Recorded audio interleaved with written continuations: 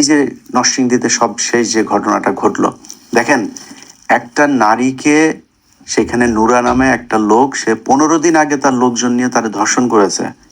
সেটা নিয়ে ওইখানকার ওয়ার্ডের বিএনপির নেতা আহমদ আলী দেওয়ান, এই যে নরসিংদীর মাধবদীর, তার কাছে বিচার দিয়েছে। সেই আহমদ আলী দেওয়ান সে তো বিচার করেই নাই, তার ছেলে ইমরান দেওয়ান সহ আরো 5-6 জন মিলে তারা নিয়ে আবার ধর্ষণ করে আবার হত্যা করা হয়েছে, তার লাশ পাওয়া গিয়েছে এখন। আরে ভাই, এটা কি ফাজলামির জায়গা নাকি?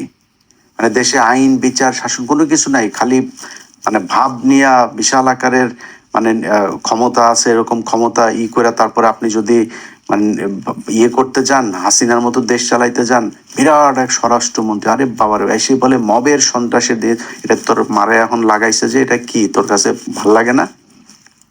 এটা কি ইয়ে হয়েছে নাকি?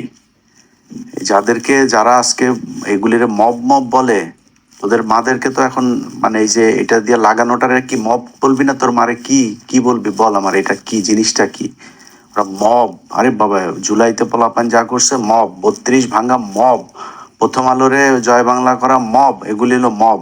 আর ওনারা চাঁদাবাজি করবে, ধান্দাবাজি, মানুষের রেপ করে মারা ফেলবে, এগুলো হচ্ছে গিয়ে জাস্টিস।